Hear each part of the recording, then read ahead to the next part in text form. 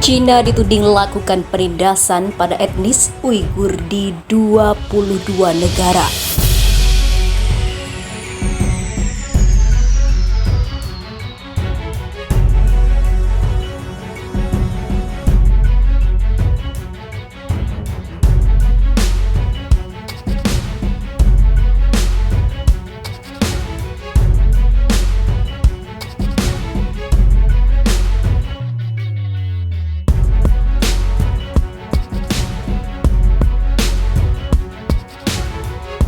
Tekanan yang diberikan pemerintah Cina pada etnis Uighur ternyata tidak hanya terjadi di dalam negeri saja. Sebuah laporan menyebutkan kalau Beijing juga melakukan tekanan pada etnis Uighur yang tinggal di 22 negara. Menurut laporan dari Proyek Hak Asasi Manusia Uighur, agen-agen Cina telah melacak, melecehkan, dan mengancam anggota komunitas Muslim Uighur di 22 negara. Skala penindasan transnasional Cina terhadap Uighur sangat menakjubkan. Dari rendisi individu hingga ancaman online sehari-hari, tidak ada kedamaian bagi Uighur yang tinggal di luar negeri, kata Omer Kanat, Direktur Eksekutif Proyek Hak Asasi Manusia Uighur, seperti dikutip dari Radio Free Asia Kamis 11 November. Laporan setebal 64 halaman dirilis bersama oleh UHRP, sebuah organisasi nirlaba yang berbasis di Washington DC, dan kelompok pertukaran Academic Oxford Society for Central Asian Affairs. Didasarkan pada data survei dari etnis Uighur yang tinggal di seluruh dunia, laporan tersebut menambahkan ada lebih dari 5.500 contoh peringatan dan ancaman terhadap individu dan anggota keluarga mereka di 22 negara. Dilaporkan pula munculnya pelecehan dan intimidasi terhadap etnis Uighur. Peter Erwin, pejabat program senior untuk advokasi dan komunikasi di UHRP, mengatakan taktik yang digunakan oleh agen Cina termasuk serangan cyber, pelecehan online, dan kampanye kotor publik. Skala dan ruang lingkup peretas dan operasi intelijen yang didukung negara Cina telah berkembang di negara-negara yang menjadi tuan rumah bagi etnis Uighur sejak 2014, kata Bradley Jardine, Direktur Penelitian di Oxford Society for Central Asian Affairs.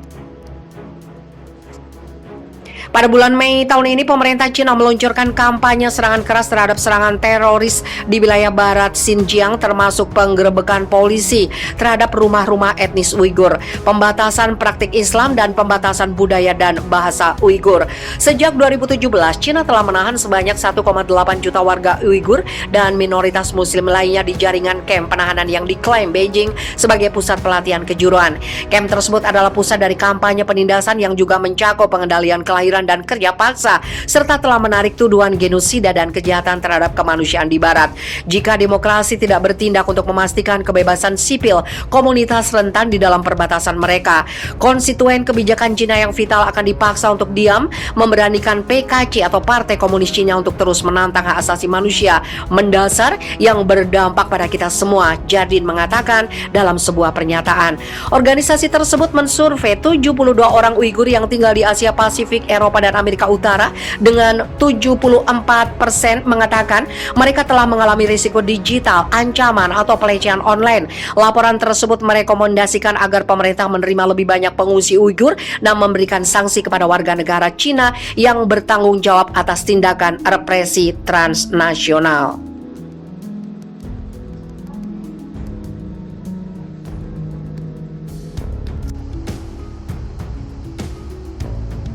Muslim Uighur bertransformasi, ada masjid jadi toilet umum dan spanduk Partai Komunis baik.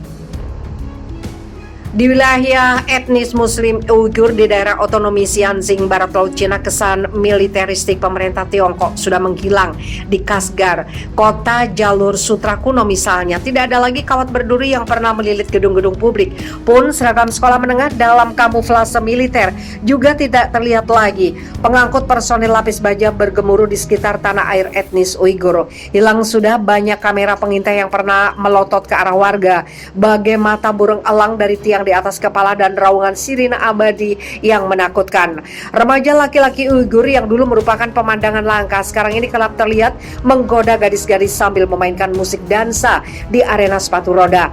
4 tahun setelah Beijing melancarkan tindakan keras dan brutal yang menyapu hingga 1 juta atau lebih orang Uighur dan sebagian besar minoritas Muslim lainnya ke kamp-kamp penahanan dan penjara, kini kendali atas Xinjiang telah memasuki era baru. Pihak berwenang Cina telah telah mengurangi banyak aspek yang paling kejam sebagaimana pernah terlihat dari pemberlakuan negara polisi berteknologi tinggi di kawasan itu. Kepanikan yang pernah mencengkeram wilayah itu beberapa tahun yang lalu telah mereda secara signifikan dan suasana normal mulai muncul. Tapi tidak ada keraguan tentang siapa yang memerintah dan bukti teror 4 tahun terakhir masih terlihat di mana-mana. Itu terlihat di kota-kota wilayah Xinjiang di mana banyak pusat bersejarah telah dibuldoser dan lantunan adzan tidak lagi dikumandangkan.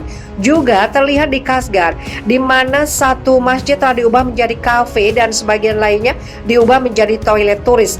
Itu terlihat jauh di pedesaan di mana pejabat Cina dari suku Han menjalankan pemerintahan desa. Dan bukti itu terlihat pula dalam ketakutan yang selalu ada. Sebagian sinar mata seorang penjual sepeda yang terbelalak kaget saat mengetahui bahwa saya adalah orang asing. Dia mengambil teleponnya dan mulai menghubungi polisi. Seorang kasir toko serba ada mengobrol santai tentang penurunan omset penjualan. Kemudian dikunjungi oleh seorang pria yang membuntuti saya. Ketika saya hampir lagi dan dia tidak mengatakan sepatah kata pun, malah membuat gerakan resleting di mulutnya, mendorong melewati kami dan berlari keluar dari toko. Pada satu titik saya dibuntuti oleh konvoi selusin mobil. Prosesi yang menakutkan melalui jalan-jalan di Aksu yang sunyi pada pukul 4 pagi. Setiap kali saya mencoba mengobrol dengan seseorang, para pengawal akan mendekat berusaha keras untuk mendengar setiap kata. Sulit untuk mengetahui mengapa pihak berwenang Cina telah beralih ke metode yang lebih halus untuk mengendalikan wilayah tersebut. Mungkin kritik pedas dari Barat bersama dengan hukuman sanksi politik dan komersial telah mendorong pihak berwenang untuk melakukan cara yang lebih ringan, atau mungkin hanya karena Cina menilainya telah cukup jauh dalam tujuannya untuk menaklukkan Uighur dan sebagian besar minoritas Muslim lainnya mengendurkan cengkeramannya. Aktivis Uighur di luar negeri menuduh pemerintah Cina melakukan genosida, menunjuk pada penurunan angka kelahiran dan penahanan massal. Pihak berwenang menyatakan bahwa tujuan mereka bukan untuk menghilangkan Uighur, tetapi untuk mengintegrasikan mereka bahwa tindakan keras diperlukan untuk mengekang ekstremisme. Terlepas dari niatannya, satu hal yang jelas, banyak praktek yang menjadikan budaya Uighur sebagai makhluk hidup. Pertemuan yang riuh, kebiasaan Islam yang ketat, perdebatan sengit telah dibatasi atau dilarang. Sebagai gantinya, pihak berwenang telah membuat versi yang disterilkan yang siap untuk komersialisasi. Pejabat di Xinjiang membawa saya dalam tur ke Grand Bazaar di pusat kota Urumqi yang telah dibangun kembali untuk turis seperti banyak kota lainnya di Xinjiang.